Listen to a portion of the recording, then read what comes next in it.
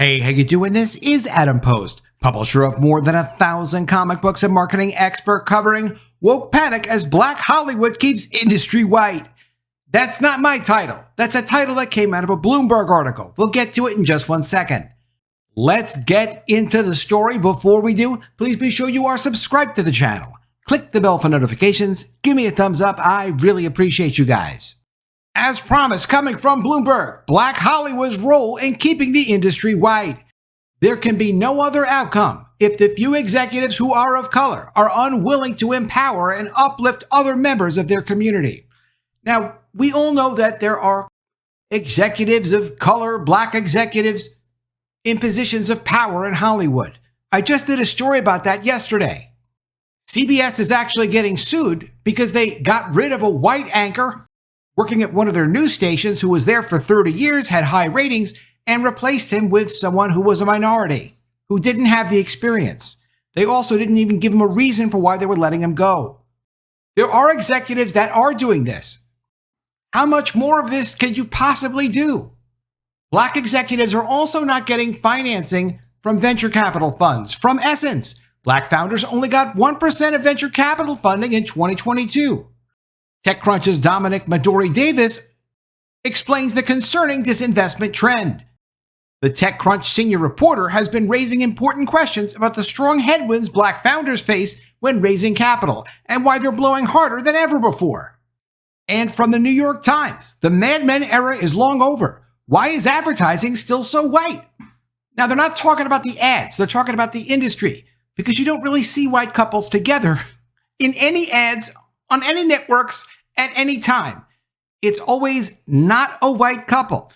Despite corporate promises and hiring campaigns, the ad industry is among New York City's least diverse job sectors. It shows in the work critics say. But here's how Black executives are sabotaging Hollywood. This article is by Corey Emanuel, a media psychologist and board member of the Los Angeles chapter of the National Association of Black Journalists. Black Hollywood is having a moment. Some might even say it has entered a new era of excellence. Those people have not seen The Acolyte, but I digress. Here's some evidence that Black talent is thriving everywhere of late. Beyoncé became the first Black woman to top the Billboard country chart and released a hair care line in 1 week.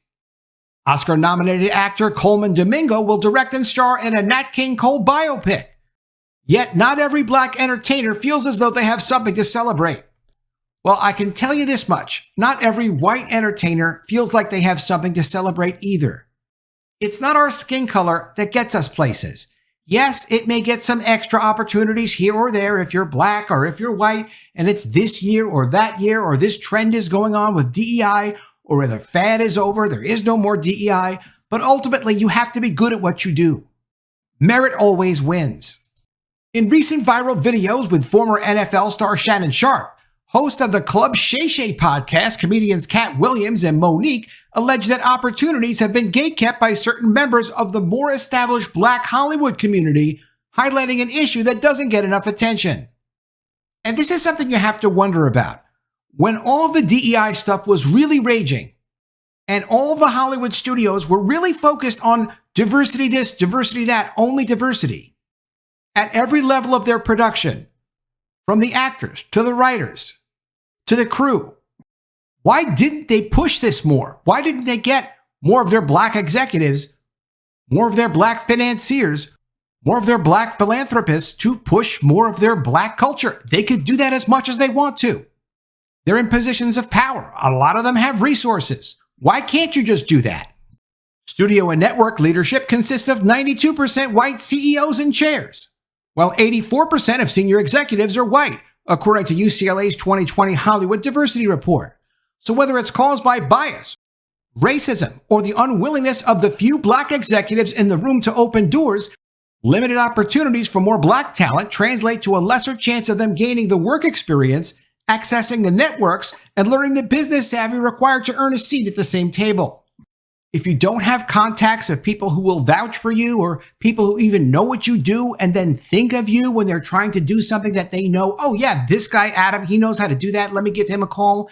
Let me send him an email. Or Adam might know someone who's capable of doing this. Yeah, that's networking. That's all this professional work that you have to do that DEI does nothing for. You do have to make a career based on merit. If you get an opportunity that you're not entitled to get, your career is going to stall and it's not going to go anywhere. And a lot of people are starting to find that out, that just because they get hired in, they're not getting into management. They're not getting the financing. Do you know why venture capital firms are not financing Black founders? It has nothing to do with their skin color. I don't even know if that's true. Venture capital firms are incredibly greedy. They really just care about money. Entrepreneurs need to focus on having something that people want to invest in, but then also being very careful about who they allow to invest in their companies. But those guys are happy to invest in anyone no matter what they look like, as long as they have a business plan. Literally, venture capital companies will invest in anyone if they see a business opportunity. But they won't invest in anyone just based on their skin color or their gender or their sexual preference. Still, just because you get an investment from a venture capital company, it doesn't mean your company is going to be successful, and it also means you might lose control of your company. That's why merit matters so much. It's not just the idea. You need the business experience, you need the savvy, and you need to be appropriate for the opportunity. You may not be appropriate for every opportunity, no matter what your skin color is, and we all have to accept that. He continues, this isn't simply to imply that everyone Black in Hollywood has to get along or that harmful or unethical behavior should go unnoticed. Rather, it underscores the need for Black Hollywood to prioritize the preservation of relationships whenever feasible, and to empower and uplift one another to gain generational wealth, accolades, and leave a lasting legacy. Society could quibble about whether it's fair for executives of color to bear that responsibility, but it won't change the facts. The concept of solidarity among the Black community and its cause, the legacy of slavery and its lasting effects despite being generations removed, has been the subject of several studies. A 2021 McKinsey report, McKinsey's a consulting company, found that the limited amount of Black creatives who hold esteemed off-screen roles, such as a producer or a director, are mainly responsible for providing opportunities for other Black off-screen talent. And the more scenes behind the camera reflect America, which is steadily becoming less white, the more Hollywood will be able to make informed decisions about what stories to invest in. The McKinsey report found that the TV and film industry could bring in an additional $10 billion in annual revenues if it could meaningfully address its racial inequalities. Now, McKinsey also pushes DEI nonstop on companies. They are very, very big behind pushing the woke agenda, pushing DEI, and they have multiple consulting programs that profit off of this agenda. So when you see the name McKinsey, you're always going to see a company that's promoting DEI, making wild claims about how if you just have diversity, everyone's going to get rich at the company. Literally, they've said crazy things like that. You'll get 9 times more profit just because you have diversity. Of course, you can't just hire people of certain skin color and all of a sudden make more profit in a business. It's irresponsible to say. And there are people that write articles about things like this. I see them all the time, and they cite McKinsey, McKinsey, McKinsey. That means not just being satisfied with 1, 2, or 3 Black faces in the decision-making rooms. The risk of alienating perspectives that could lead to award-winning, needle-moving, and money-generating magic is too great because Black people are not monolithic. The experiences of African Americans compared to African American immigrants, compared to West Indian immigrants, compared to Afro-Latinos alone are enough to prove that. And those stories are ripe with comedy, drama, action, and suspense. The problem is when you're getting into the game based on DEI, and you're not telling meritorious stories, and you refuse to listen to mentors who actually know the industry and know the business, and you want to just have a rocket ship to the top because of your skin color, that's not going to work. It doesn't work over time.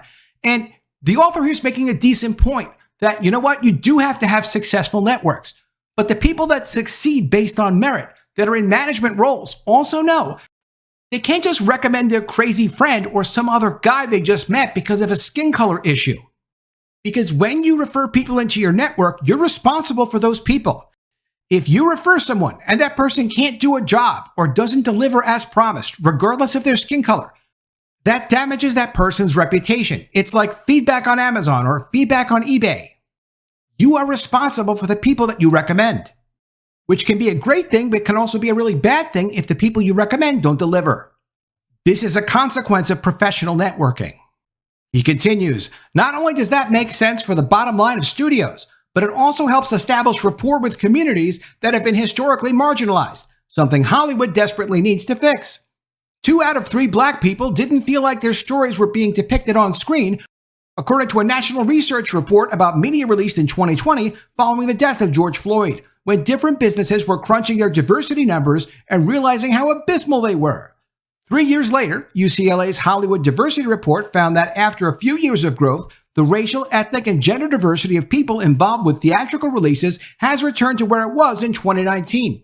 And why is that? It's because of companies like McKinsey saying, look, all you have to do is have diversity and everyone's going to be happy.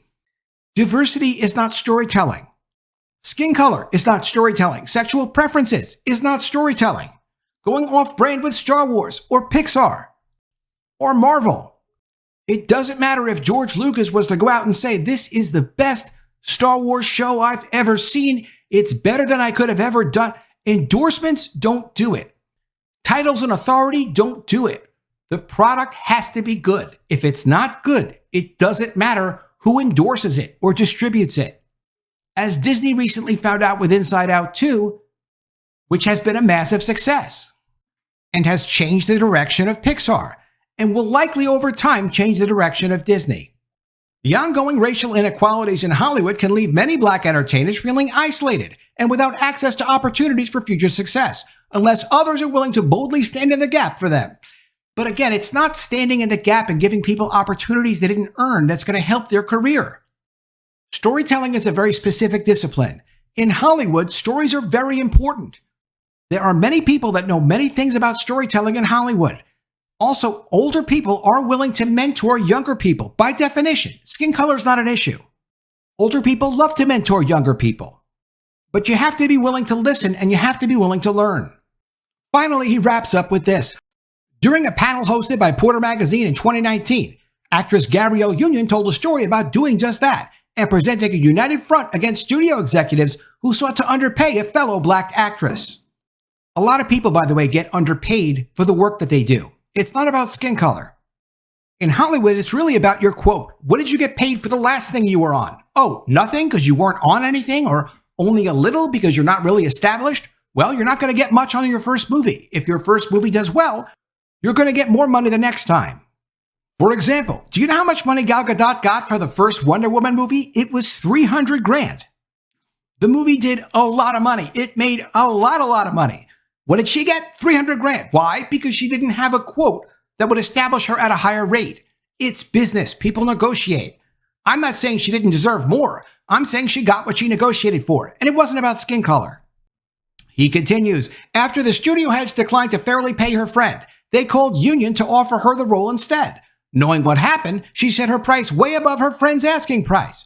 Then the studio asked other black actresses, who all followed Union's lead until the studio had no choice but to go back to the initial actress and pay her what she was worth, or pay her what she was asking. So the actresses got together and colluded against the studio. Okay, you can do that, but just don't complain and cry when the studio bosses do the same thing to you.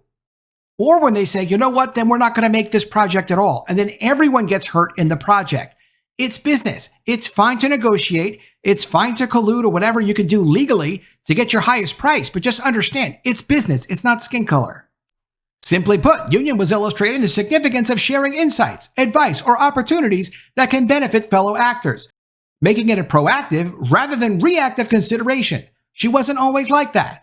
In a 2013 interview, Union admitted to being a mean, vindictive, hateful person towards other black actresses at one point in her career, but that it all changed when she got called out by fellow black actress and wellness coach A.J. Johnson. That's the sort of self-assessment, accountability, and course correction that is necessary to begin dismantling the entire crab-in-a-barrel mentality in the entertainment world so that we can stop wasting time fighting each other and work together to push back against inequality and inequity. You can see the conflict. You can see the inequity versus inequality. And we need equity, but we also need equality. Look, you have to pick one, and it's going to be equality, because ultimately making things for entertainment and getting paid for it and trying to make a career from it is a merit-based business. You want to get paid what you're worth. Well, your worth is not based on your skin color. Your worth is based on the value that you contribute to a creative project when it's offered commercially so that customers can pay money to see it. That's what it comes down to. You've got to be good. You've got to have a network of people who are good. You've got to all be focused on merit. And you work at a disadvantage if you're working within a diversity-based network. And then saying, hey, diversity-based network, why can't we collude more? Why can't we all just tell studios, we're not willing to work for you. None of us will work for you unless you pay this person this much more money. In our network, people don't do that in the merit universe. In a merit-based universe, you get what you earn. You provide other opportunities for people. It's not about bullying people. It's about having leverage because you know you're good at what you do. Let me know what you think of all this in the comments below. Always love to see your ideas. Please be sure you are subscribed to the channel. Click the bell for notifications, give me a thumbs up, and I'll see you again soon with another story. And if I don't see you, I will miss you.